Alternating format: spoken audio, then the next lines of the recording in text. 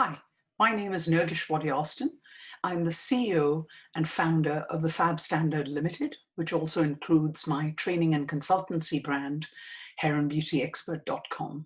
I train salon, spa, and barbershop owners around the world in how to run their businesses profitably. I also train salon and spa professionals in how to run their columns as a business. I believe that if a business provides exceptional customer experience, delivers a good product at a fundamental level, does it in a timely and friendly manner, most importantly, is a knowledgeable expert.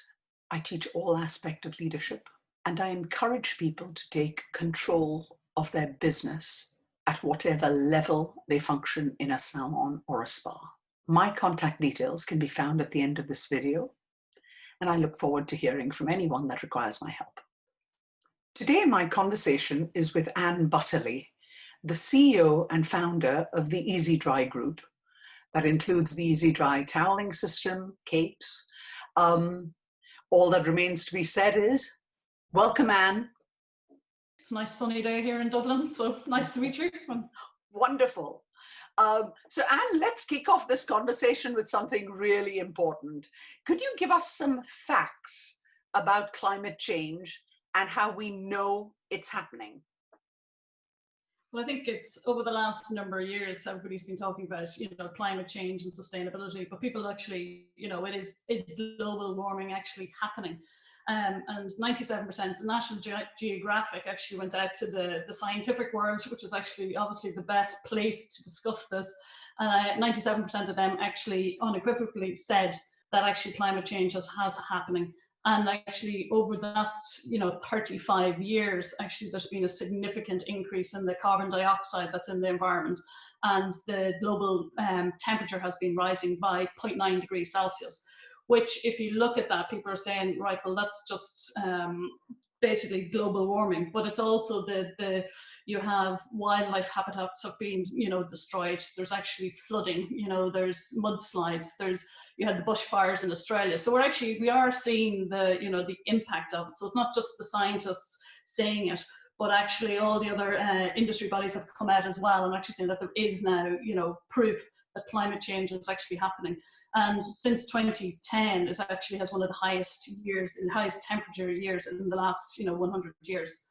And out of that, I think they actually said the wettest years, or the difference over the 8-month period between January to September was the highest on record for that month over the last 35 years. So there is significant evidence out there that it's happening. So I think that we're going to have to get past is this happening? Is it not happening? It is happening. And actually, if we don't take action soon, what they're actually saying is by 2050, that the biggest, issue on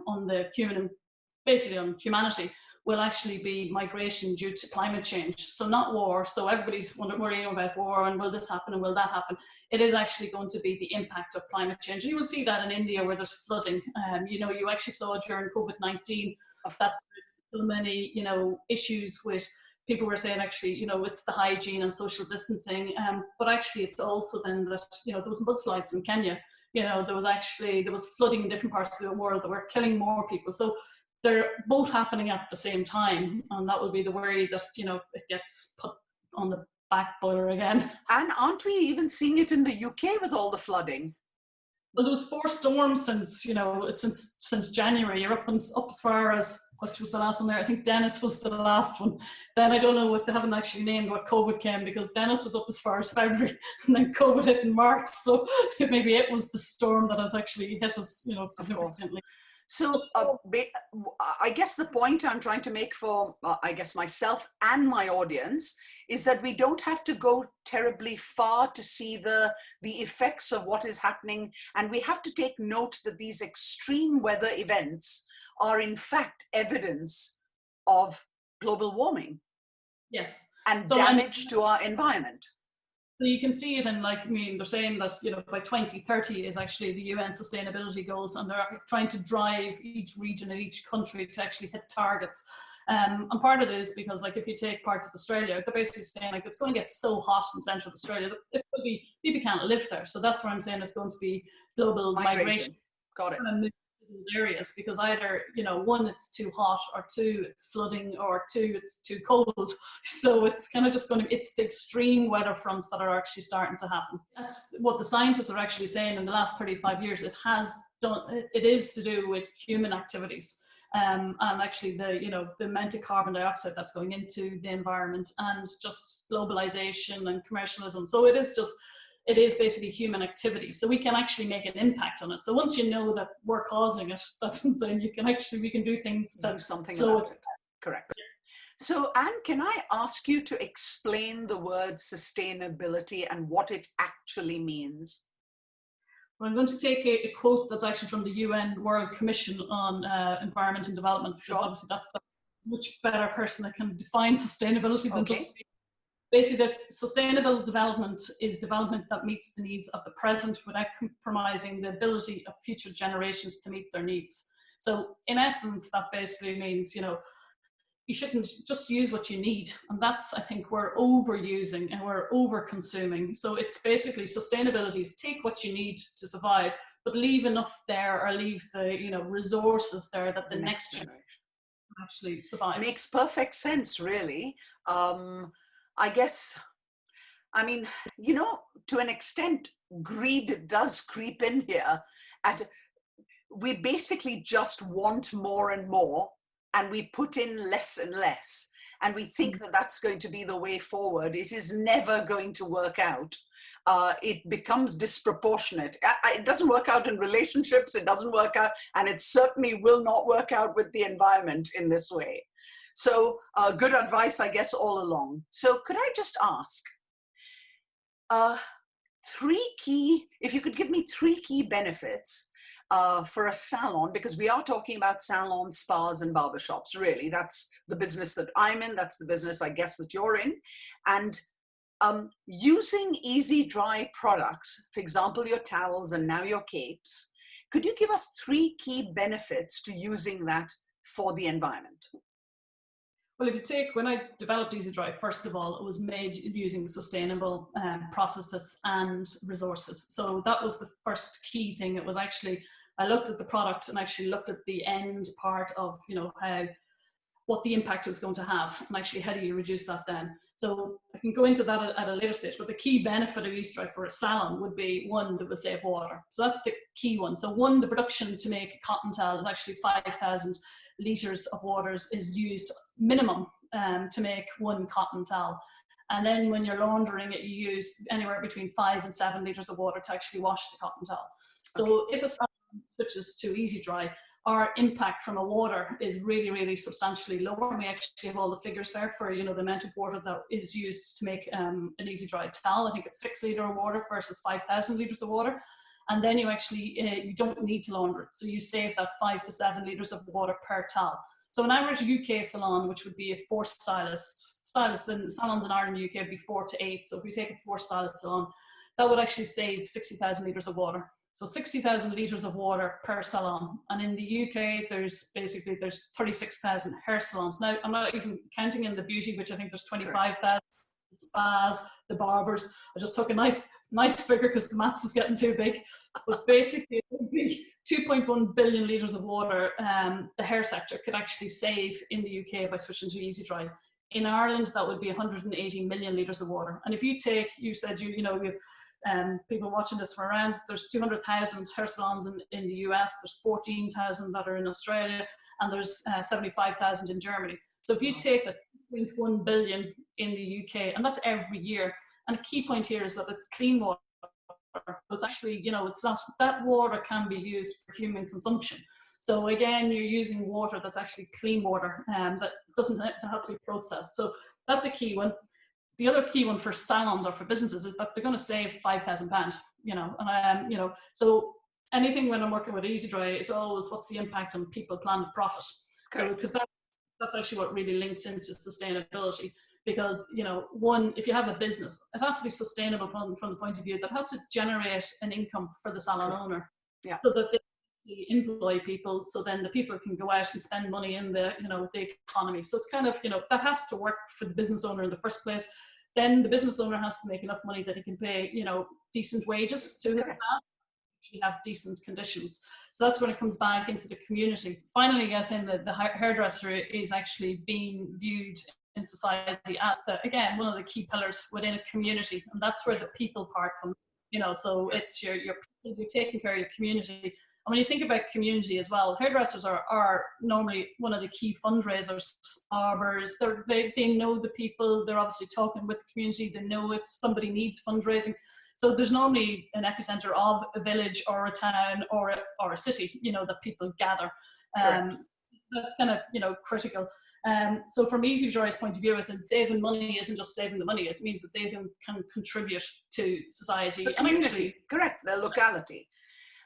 And then I was just saying then, I suppose the third point was the electricity and the energy that's used within a salon. So like a typical 4-stylist salon will use 4,000 kilowatts of energy to launder their towels, so they're 12,000 towels that they're going to use each year. And that works out as 2 tons of carbon dioxide. So 2 tons of carbon dioxide per salon when you take into account that there's 36,000, so that's just kind of, the key areas is energy, water, and time, so time, it's 600 man hours. So if you actually, which works out as 12 hours a week for the salon owner, and we're only calculating the amount of time that they're going into the laundry room, they're putting it in, they're taking it out, because the machines are going 9 hours a day at this stage. Correct. I know. So I'm going to jump in with one more here. Because of the situation with COVID at the moment, our hygiene has come in to absolute play. Whereas we had hygiene standards, now consumers want to visibly see you disinfecting. They want to see it happening so that they're reassured that it's happening. And of course, your EasyDry towels would actually make a difference there, because again, you're not cross-contaminating using towels that might not be properly washed or properly dried, etc. So that's another thing that it just removes from the salon's I guess, worry list, if anything, or the consumer's worry list. Well, it was one of the key, it was actually a key consideration of mine when I set up EasyDry, first of all, was hygiene. So it was convenience and innovation. So it was better for the salon, time consuming, hygienic. So EasyDry is sterile without being sterilized. We're made in a clean room environment. We use our textile has got the hygiene standard, and actually also our towel now has it as well. So these are things that also the consumer needs to take into account, that making sure the products they're buying, like if it's a hygiene standard, who's making it? How do you know? Just because it's disposable, it's making sure, again, the supply chain and chain and who you're dealing with, so who your supplier is, and actually that they can say, right, well, it's not only hygienic, it's also made in a clean room environment. This is what we do with it. This is how we can also guarantee you this, I think it's standards and it's the basics, but the customer does, it's a key issue, because across the globe, there is an issue with hygiene, with salons, and you have some salons that are doing it really, really well, Sure. and have all the standards, and that's just they're doing it, and others that aren't doing it so well. Absolutely. I can guarantee you others aren't doing it well. There's no skipping around that issue. There are people that are doing it very well, and then there are people that are just not doing it. And so I think what you're saying now with the consumer, that's now what they're demanding, so they're demanding, one, sustainability, and two, now they're saying, look, I actually want an EasyDry towel, and I want, I want a single-use EasyDry gown. Correct. So they're asking for it. But part of what we're also doing is we haven't increased our prices through COVID, or we haven't done that. We've worked with our customers. We haven't, because it is a case of, I also want to build a sustainable business. So I want to have partners. If customers come to us now, it's that we want them to stay with us. Like we've had customers with us. Yeah, it's exactly what everyone's hoping for. And how wonderful. So apart from your products, I would love for you to take us through, and the audience through, what are all the other ways, be they small, be they large, what are all the other ways that a salon owner can actually do to state that they are not in fact hurting the environment. So there is a point I'm going to get to here just now. Actually, before that, I would love for you to tell me, just by going about our day-to-day jobs in hair and beauty and nails and barbering, do we actually hurt the environment even unknowingly? Do we? I suppose some of the key things within the salon, the key impacts will be your use of water within the salon. So how you're using it, your use of electricity within the salon, your use of chemicals within the salon, and then your packaging. So if you've retail, your packaging and everything. So they're kind of, four kind of, key areas. Yes. So if you enter it, I was saying like laundry. So obviously I'm going to say, if you switch to EasyDry, you're going to save water, you're going to save electricity, you're going to save that. If you don't want to switch to EasyDry, then you should be looking at more energy efficient washing machines, tumble dryers, different systems, all that side of it. Great. The water side would be a key one, which is the amount of water that's used. So it's basically stop the drip. People, if you actually switch off the tap of the dripping, and I know with salons are probably working quickly, but you can actually save between 8,000 and 10,000 litres of water a year, but just making sure that something's not leaking and not dripping. So if you take again that across 50,000 salons, barbershops, spas, that is very, very simple. If you're looking at, there's been plenty of innovations within the backwash area. I know EcoHeads is a really great brand that they save 56% water just because they've increased, with their technology can increase the pressure. So you're actually, when you're rinsing the hair, you reduce then the amount of water that's actually, the amount of time. So if you reduce the amount of time that you have to rinse somebody's hair, then you reduce the amount of water, but they've also put the technology into into the power. So again, that reduces the amount of water. So that can have a significant water, saving on it. Got it. The amount of energy, again, the heating systems that you use to heat the water, so there's some new innovations, new heat systems within the salon sector that actually reduce the amount of time, or else simple things that it speeds up faster. In the I suppose in the canteen, I don't know if we're allowed to do it anymore, but it would have been simple things like boiling the kettle. I would have grown up being told to fill the kettle, and I was good. But actually boiling the kettle is one of the biggest wastes of energy. Its highest usage of energy is from boiling a kettle. So what they're saying though is if you boil a kettle and it's full, not every, unless you're using it. So I might make a cup of tea and I boil the full kettle, and then somebody else comes in and what do? They switch it on and they the whole kettle. Reheat it and they reheat it. Didn't even think about it. It didn't even cross my mind. How wonderful. So what should we do when we're making a cup of tea? What should the practice be? The practice is just fill it for what you need. So if you're making 1 cup or 2 cups, you just use that, because if you get any of those external meters, and you can put them into you can click in your electricity, and it can actually show you in your own house which, the difference between, so you can set a standard even with us in the salon to show that you want to use X amount of kilowatts of energy, and actually it will beep. I've seen this at home with, one of my friends, and she actually had it in the house, and the kids ran around the house switching off lights because it would beep when it would go over a certain energy level. So she could see when the washing machine went on, it would beep up. So the dishwasher, all these different things. So that you're actually conscious about what is happening around you. So you haven't just turned a blind eye. Are you referring to a smart meter? Is that what you're referring to? My word. Yeah, so you can plug your appliances into it and then plug it into the wall, and it kind of monitors Now, I'm not saying that that's something that every salon has to do, but I'm saying even if you have it at home, it makes you aware of what items are using high energy. So the dishwasher, the washing machine, the kettle. Fantastic. I think that's a great idea. Another one would be, there's a new product out, that's new, maybe it's new to me, people might know about it, but just some of the colour that, the amount of colour that's used in the salon, and even training your staff correctly to, the amount of colour that they need. So if I'm going in, they have my, information on either on their system or whatever else, and how to mix it up, and making sure that they're kind of working out each time I'm going, as in, the length of hair that they don't need to waste the colour. So they have a better system of managing the colour within the, so this will again go into, they won't use as much, they will save more money, it's better for the environment. And there is now new technologies out that are actually helping salons do this. I know that there's one called Vish that I think launched in the US, it's a Canadian company, and they've just launched recently into the UK. So there's simple tools like that. And then the key one would always be your colour houses and the packaging and the products and the suppliers you work with. So L'Oreal, Wella, Goldwell, Aveda, Kevin Murphy, they all have a sustainability matrix. They all have a sustainability range within it. And even within that, they used to have a range. They're now all committing to the environment, over the next by 2030. So I know that L'Oreal just announced that it is actually making, changes by 2025, that all their sites will be carbon neutral, and their packaging will be made from recycled or biodegradable or compostable material. Aveda have always done this.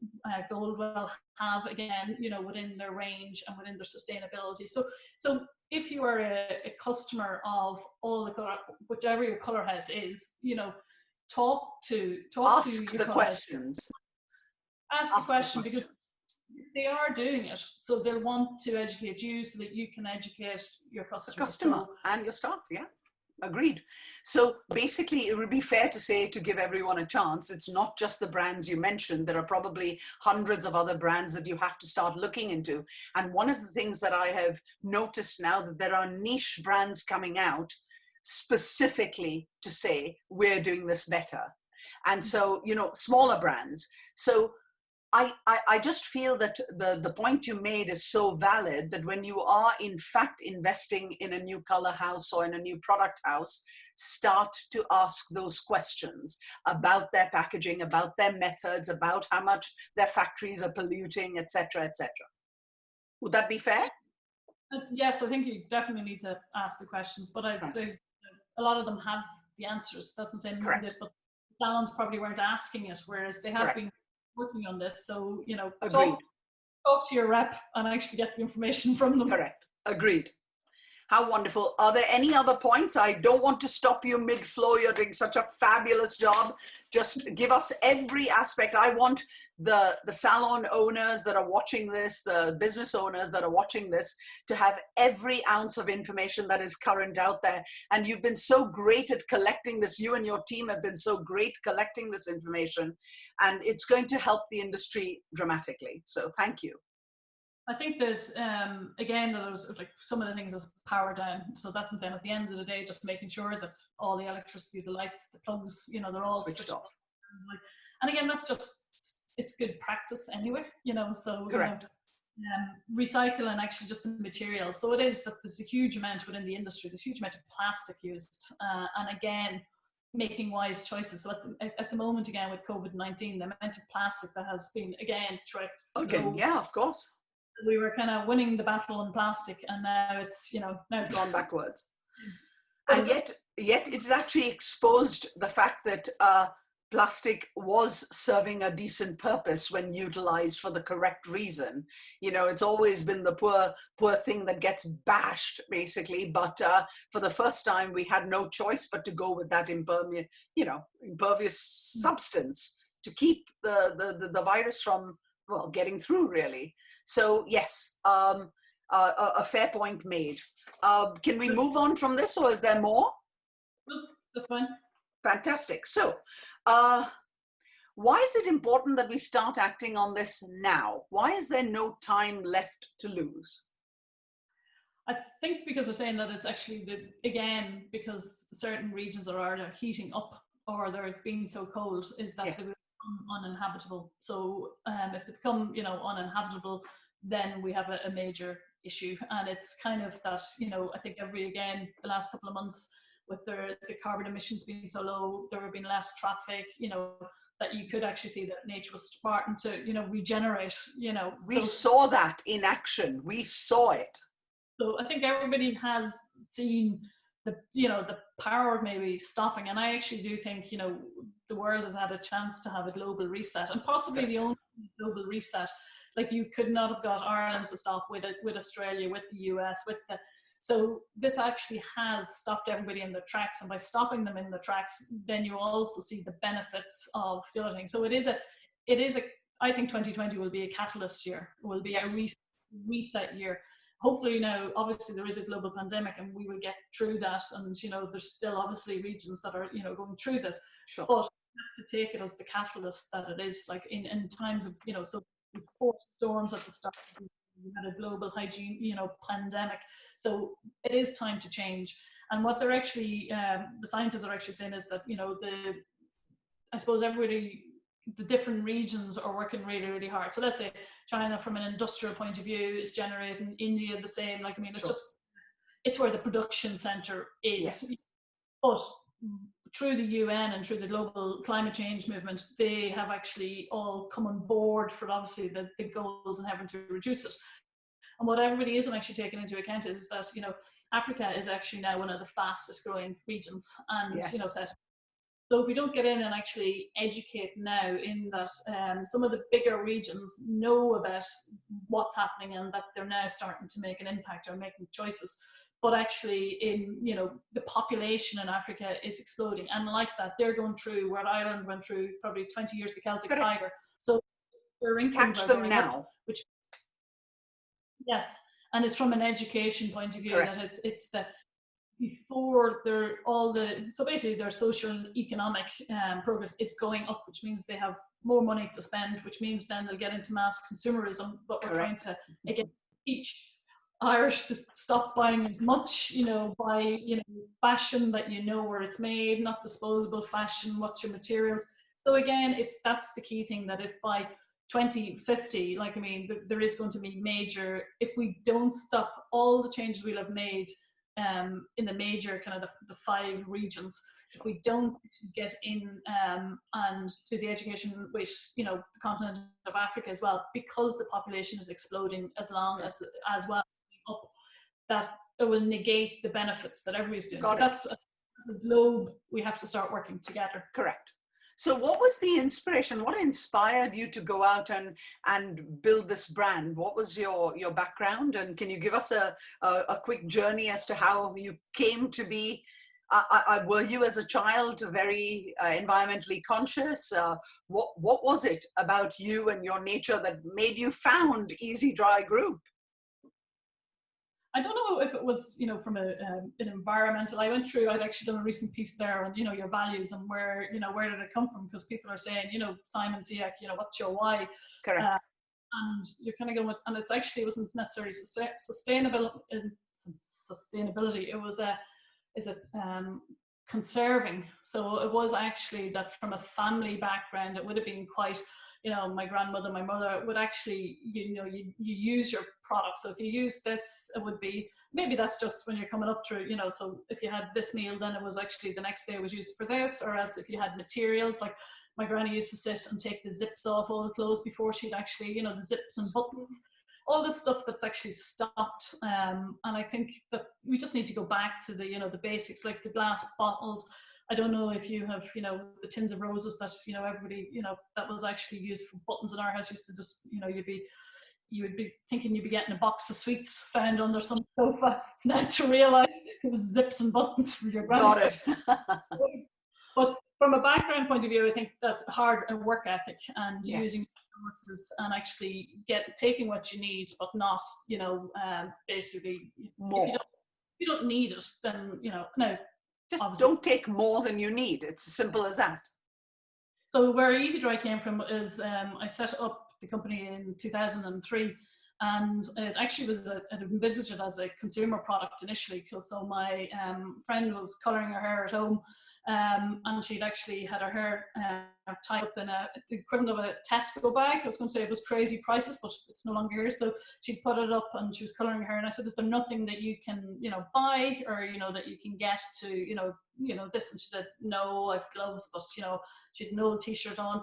So my background was marketing, business development, and I actually said, no, there should be something. You just haven't looked, essentially. Like, So I went on to, I went onto the internet and I couldn't find anything. There was paper towels, there was microfiber, there was cotton, but there was nothing that was absorbent but could be disposed of. So it took me a year and a half, and when I went to hairdressers, then they actually said, well, that's actually not the issue. Towels are the bane of every hairdresser's life.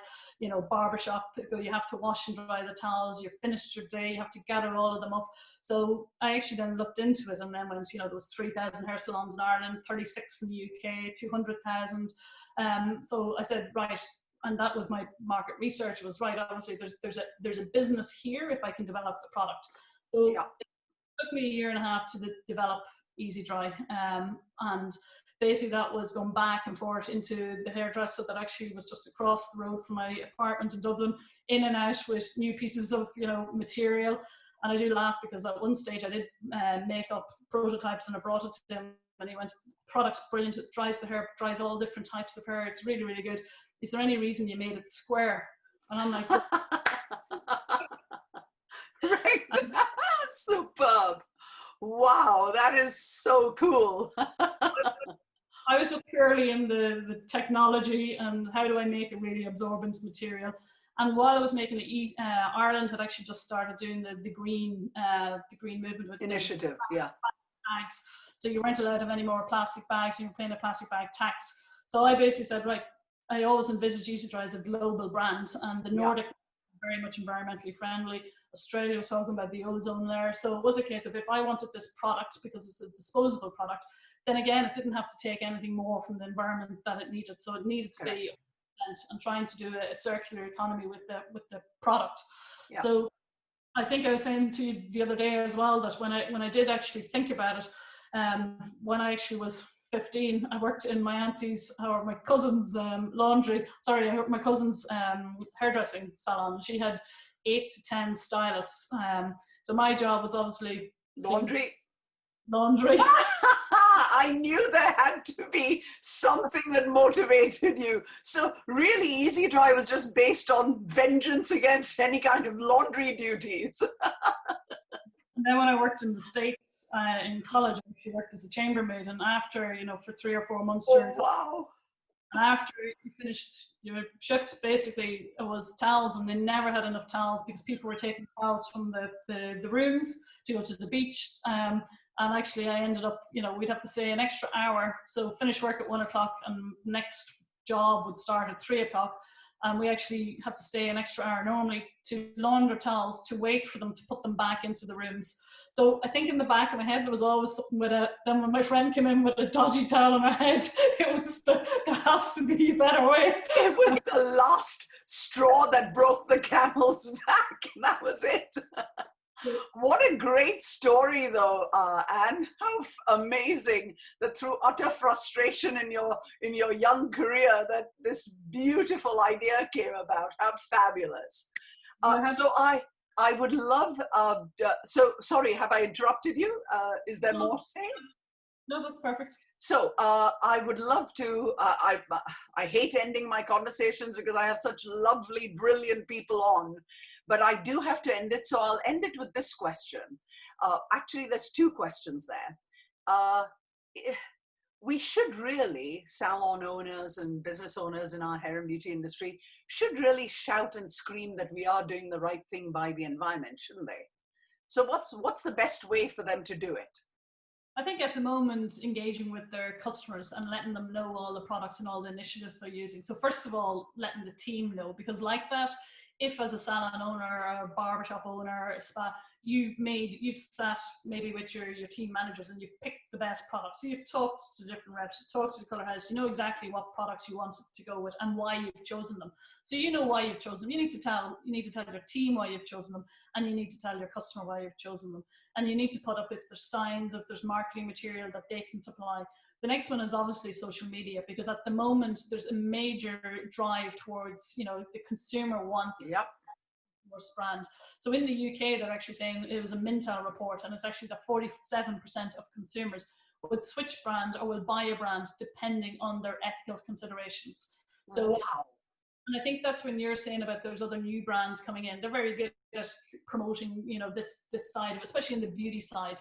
So it is kind of getting out there and Instagramming your customer base and taking the images, talking about it, Facebook, Twitter, but engaging, because it's actually, really good and actually understanding as the business owner that your consumer is interested in this, and it's something that they want to know why you've made these decisions. Where's your product?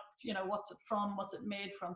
And that's one of the things actually when we introduced EasyDry at the start, we always would say that it was the salon owner had to know why they were making the decision. Correct. But You have to understand it, and Correct. then if the customer, because if their customer knew, because initially they're going, oh, this is a disposable towel, this doesn't sit well with me for sustainability, or no, you go, no, actually the impact of laundering one cotton towel once, is far greater than, the whole production process of an EasyDry towel from Got start. it. So you do realize, Anne, I'm going to recommend that most of my people play this video at their staff meetings to educate their staff. And here we go. I mean, that's a comment that I'm getting from this series of conversations with Nergish, is that people are just playing them at their staff meetings. So their staff meetings are basically now a place where they're using these tools because they're so educational on a sort of a bigger picture of why we're running this business. So I will end this conversation by asking you, when a salon does all of this, is it going to help attract the younger generation of customers and the younger generation of employees? Do you think this effort is going to help in some way? I'd say no, definitely. It's basically people are looking for a connection at the moment. And so whereas before it used to be a career, now it's a career with a connection and with a purpose. So if they're spending 9 hours of the day or 7 hours of the day, in somebody's employment, they want to know what's the purpose. So the people that you're attracting, they're either going to be there because they know that this is, like, let's say, an award-winning salon, and they want to be part of the fame team, or they want to be part of this. So they know that, well, if I work here, then I will get X, Y, and Z because we're entering awards. The same way with the environment. If there's a salon that's really environmentally conscious, it's going to attract a similar breed, or else it should be looking to, because obviously the employer also wants people that have the same, fit and same values, because again, we're all working towards the same purpose, then we'll achieve a lot more than if people aren't. Yeah, and also our youth have been educated about the environment in school. I mean, they're coming out more educated than we ever were, our generation ever was, because I would have to say that's important to them now. I know from my own children that it's important to them.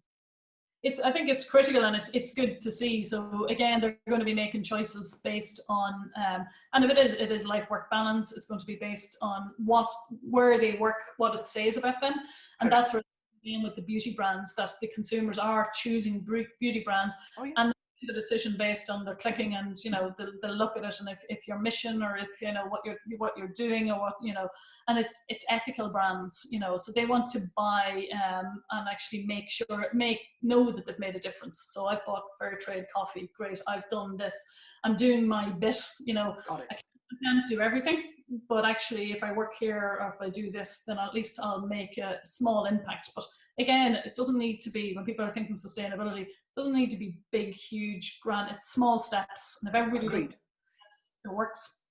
Did you just say every little helps? I absolutely agree with you completely.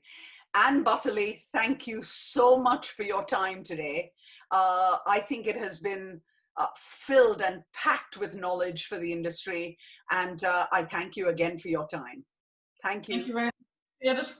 Don't forget to like this video, subscribe to this channel, hit the notification bell, and you'll get to see every conversation with every expert.